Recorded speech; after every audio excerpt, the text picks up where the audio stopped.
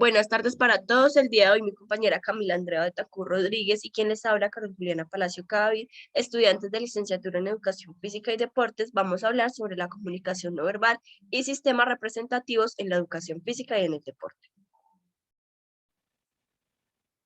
Bueno, entonces para dar inicio al tema es importante hacernos una pregunta que es, ¿qué es la comunicación no verbal y los sistemas representativos y si estos se evidencian en la educación física y en el deporte?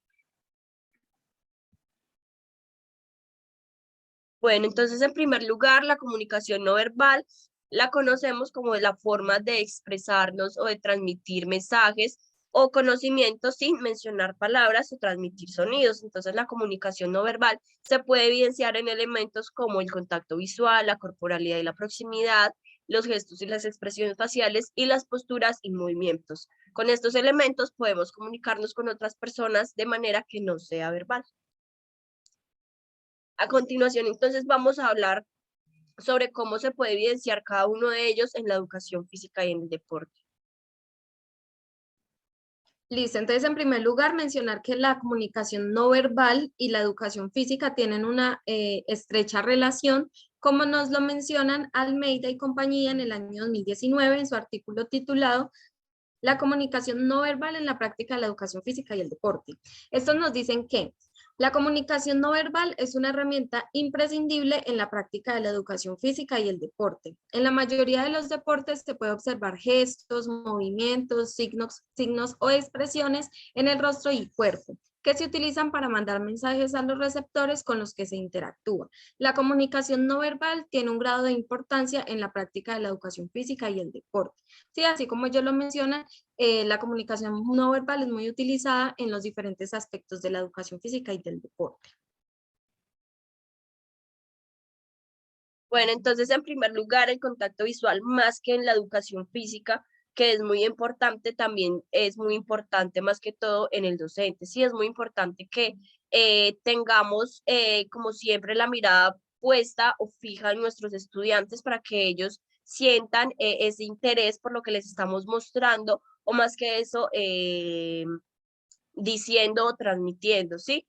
Por otro lado, pues también se puede ver en deportes, por así decirlo, de conjunto, donde ellos simplemente tratan de comunicarse por miradas para realizar ciertas jugadas o llegar a un objetivo.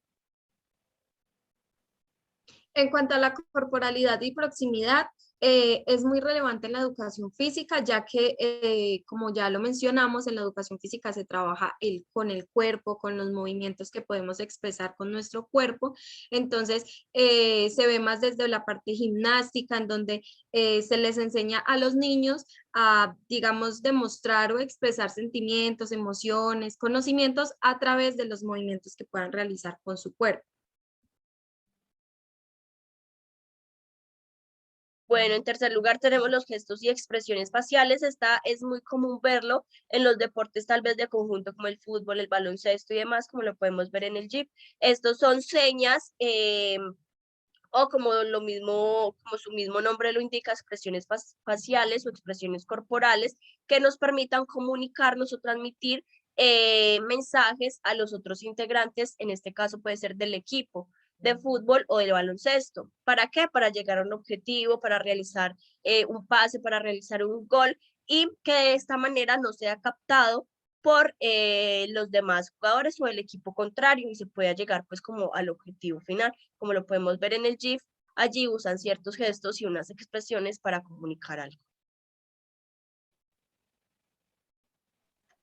Listo, entonces en cuanto a la postura y los movimientos, esta es muy importante tanto en el docente como en los estudiantes. En cuanto al docente, a la hora de dar un mensaje, a la hora de querer darles un mensaje a sus estudiantes, la forma en cómo él esté parado, en cómo él esté frente a ellos, va a ser muy importante, ya que si ellos están parados de una forma inadecuada, pues puede que no demuestren un grado de autoridad.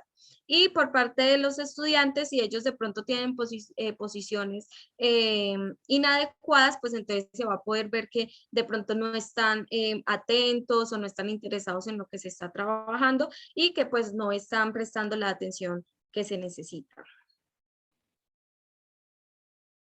Bueno, por otro lado, tenemos los sistemas representativos. Los sistemas representativos son la manera en la que percibimos o captamos y aprendemos de nuestro alrededor o de nuestro entorno.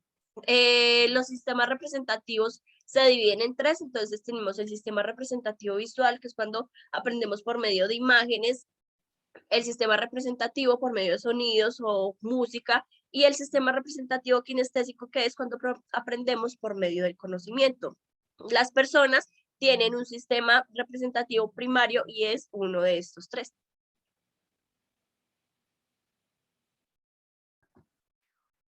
Bueno, entonces aquí queremos hacer relación del sistema kinestésico con la educación física, ya que es uno de los que se ve, digamos, más inmerso en esta. Entonces, pues para iniciar quiero citar a López y compañía en el artículo titulado ¿Eres visual, auditivo o kinestésico?